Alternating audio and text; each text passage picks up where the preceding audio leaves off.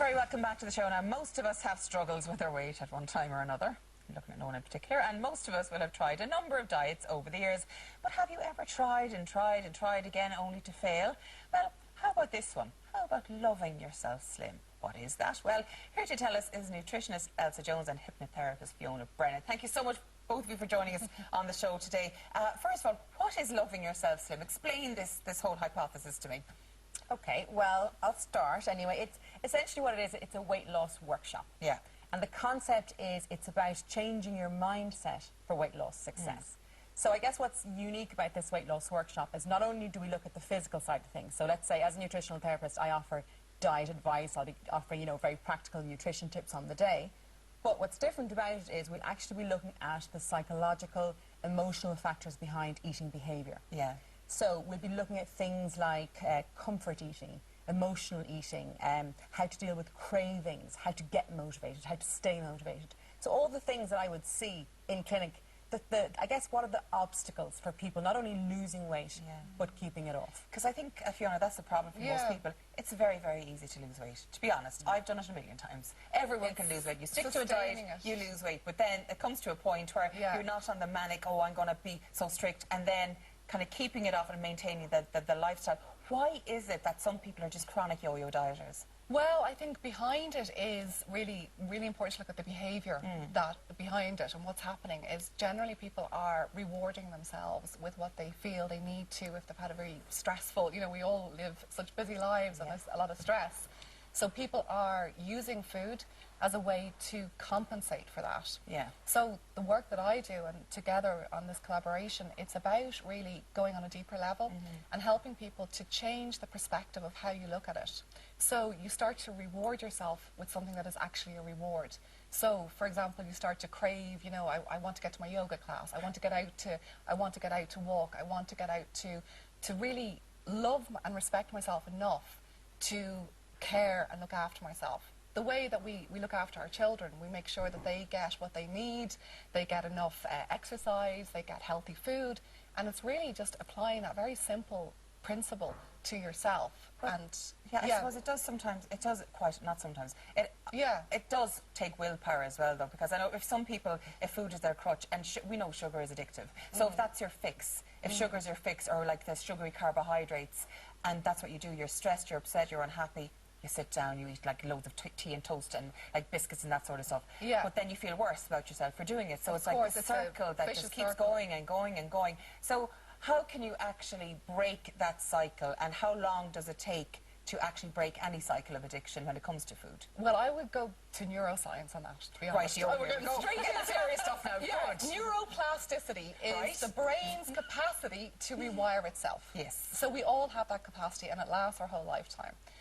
It's from childhood up to adulthood that when we actually rewire and retrain our brains, we can shift and change a pattern of behaviour. But we have to have the subconscious desire to do so. So that's why so many people run into problems. They consciously want to do something, Monday morning I'm going to be great, I'm going to start. How many people start a diet? How many times have we heard that? You finish everything in the entire kitchen on Sunday night. And the guilt and the shame. And then you're eating again on Monday night. So it's about shifting it towards compassion for yourself in that situation, realising it's not your fault, that you've learned a behaviour, you've taught yourself this, you're conditioned in a way that is not actually your fault. Yeah. So when you change the perspective of how you look at that, you start to see the improvements in the behaviour, because it's not from pressure and it's not from I should have, I have to. It's more a sense of desire that this is what I want and this is what I deserve. Also, when it comes back to the actual nuts and bolts of the food you eat, the food you put into your body, one thing that actually struck a chord with me, somebody said, if you had a car, you wouldn't put dirty petrol into your car. You wouldn't let it rust bucket. Or no petrol. Or no petrol. Exactly. So you wouldn't let it fall away to bits. You'd make sure it was gleaming and nice and just functioning in a good way. We treat machines, we treat our laptops, we treat our makeup brushes sometimes better than we treat ourselves, because we are basically an organism that needs proper nutrition. And that's why I think a lot of diets that focus on a lack of nutrition, and you're not getting your basic amino acids, you're not getting your fats, you're not getting your vitamins, they don't work. Unless you're actually fueling your body correctly, if you're not getting your recommended daily allowance of everything. So that's a basic problem that I think has been muddied in the diet waters over the years. I agree with you. And I think a lot of the times we either see food as fuel, so in other words, just throw in something to kind of give me the bit of energy to kind of get through the day. So, you know, quick slice of white toast, cup of coffee, just enough to give you the energy to kind of get into work and keep on going. But I think we forget about that there's so many vitamins, minerals, nutrients that our body actually needs. So do you, you are know? you hungry then? Because I know I'm a particular one. I haven't had pizza for ages, might. I've been very good lately. But you could eat a whole pizza and you're still hungry 5 minutes later. Is that because you're not getting the nutrients you need to feed your body properly? Well, you're probably not eating a nutritionally balanced That's what I meal. mean, yeah. So you're not getting like the right proportions of protein versus carbohydrate, getting enough vegetables. But also we often, you know, we think of food a lot, I think, nowadays in terms of pleasure. And if you look at all the ads out there, you're watching X Factor, you're going to see... Literally, you know, you're going to see all the ads. And food should be about pleasure. Yeah. But I do think that sometimes we do forget it's about, you know, it's about putting the nutrients into our body, because it's not just about, you know, physical energy to get through the day. It's also about mood balance as well. You know, like a lot of our neurotransmitters, like I you know, think we need to look serotonin, they can actually be quite influenced by what we're putting into our diet. So it has a huge effect on us, not only physically, but our mental health as well. And that's what the point of the difference between pleasure and happiness, for example. So we can have pleasure in that moment with our Galaxy ice cream or whatever it may be, and that feels pleasurable. But when you actually look at it, is it making me happy?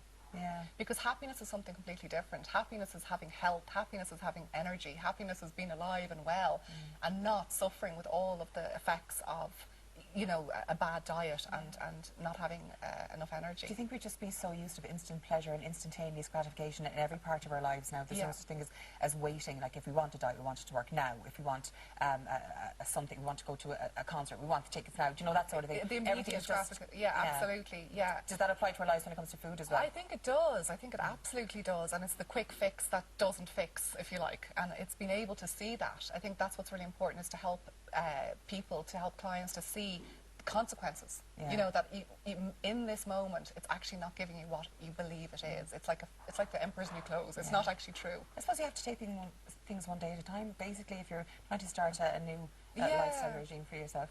Start with the basics, though. Like I always say to people, set yourself up for success. Like, you know, the whole if you fail to plan, you plan to fail. I really believe that when it comes to dietary changes, like, start with the basics, set yourself up for success. You know, if you want to make changes, look at what's in your kitchen right now. Don't have a press full of chocolate, full of crisps, full of sweets. If they're there, you'll eat them. If they're not there, you won't. Similarly, if you want to eat healthy meals, you're going to actually have to sit down once a week, think about, okay, what am I going to eat for breakfast, lunch, dinner, snacks? Once you have, I see this all the time with clients, once you have the healthy food in your fridge, you know, in your desk drawer at work, you will actually eat it. Organisation and planning are the biggest obstacle for people that I see. Right, so your workshop now, it's next month? The end of this month, 30th of September. Starts September, and you also have one on the 7th of October, is that correct? Yes. So, 2 days. So how do people get in contact with you if they want to go? They can log on to thepositivehabit.com and they can book tickets online. So it's selling out fast, so I would advise people to do so. So love yourself, Slim. Love yourself, positive connotations towards it. Listen, girls, thank you very much for joining me on the show today, and best of luck with the workshop. Thanks, now, Elaine. time for a quick break. But when we come